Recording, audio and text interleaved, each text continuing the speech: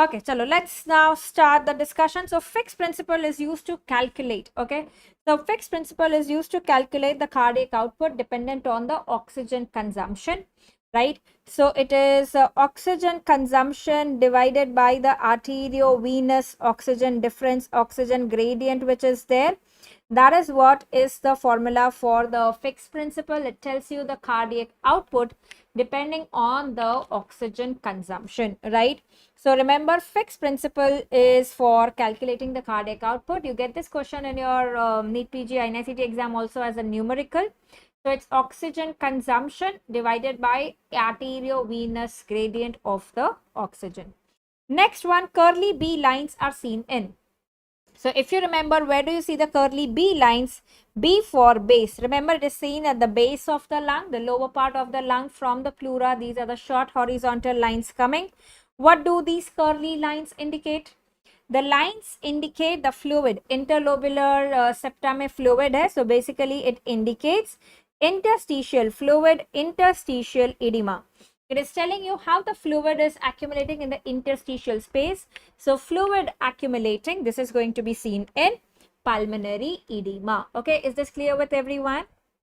So it is pulmonary edema where you see this curly B lines. Okay, pulmonary edema where you see curly B line. Okay, what else do you see with the cardiogenic pulmonary edema? Is the heart is enlarged.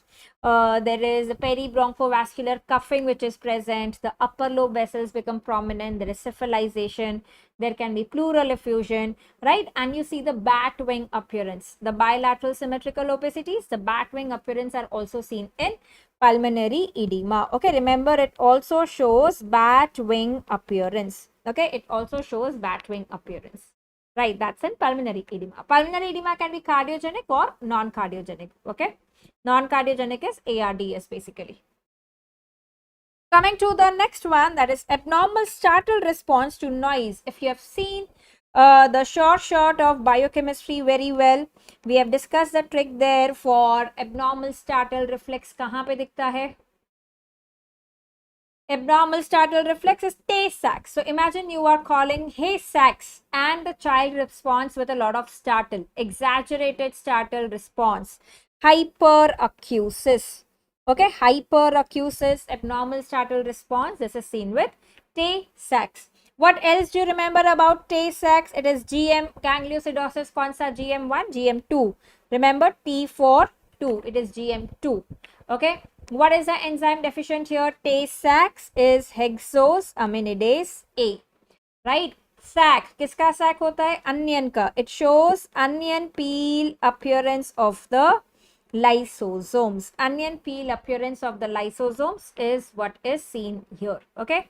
Yes. There is cherry red spot without any hepatosplenomegaly.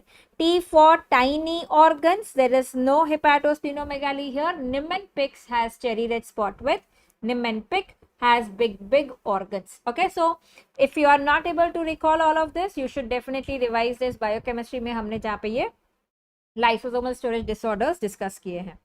ठीक है? Going to next one, epiphyseal centers for which bone is present at birth. Okay, so remember it is around the knee joint. So you have the distal femur and the proximal tibia. So this is the area where you would see that. Okay, so before birth the epiphysis is present here. So femur is distal and tibia is not distal. Tibia is proximal. Okay, tibia is proximal.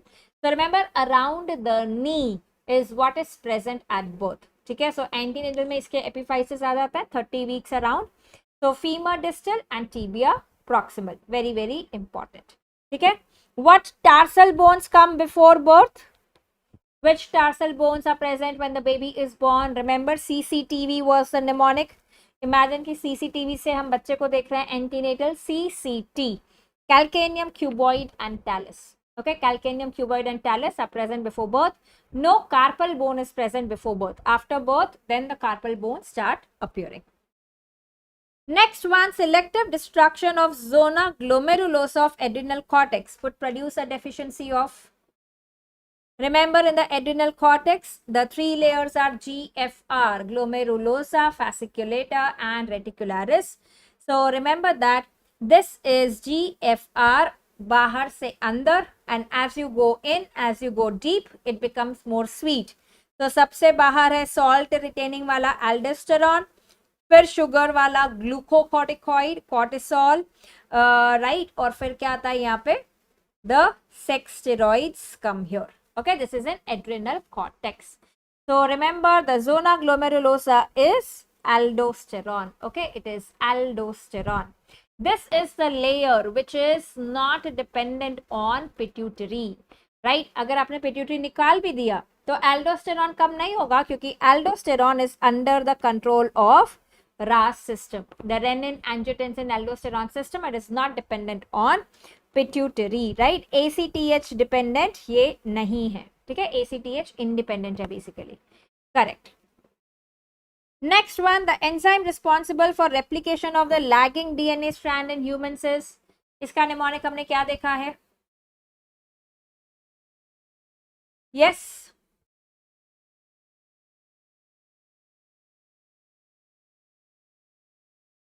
Remember the DNA polymerase alpha, beta, gamma, delta, and you have epsilon. Alpha is for primer and for leading strand, then lagging strand, then gamma, ma is mitochondrial wala DNA, which is there. Did I? Oh, I wrote it the other way around. Okay, मैंने यहाँ गलती कर दी. Beta is what is responsible for. Beta is what is responsible for repair. ठीक है?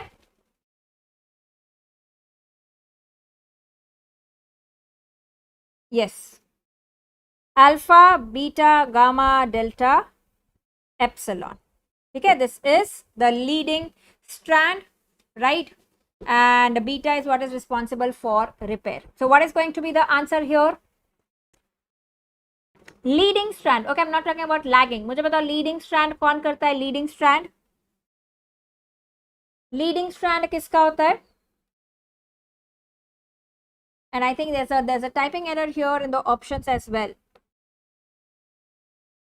Leading, lagging, right? So alpha starts with the primer, then you have the leading strand is epsilon, lagging strand is delta, then you have mitochondrial, and then you have repair. Okay, so remember that the lagging is going to be DNA polymerase delta. Okay, DNA polymerase delta. Next you have reverse triage is defined as reverse triage. Triage is prioritizing in a case where there's a casualty, mass accident, mass casualty वगैरह है तो वहाँ पे prioritize करना. Reverse triage is treating the most serious case first. This is what is triage.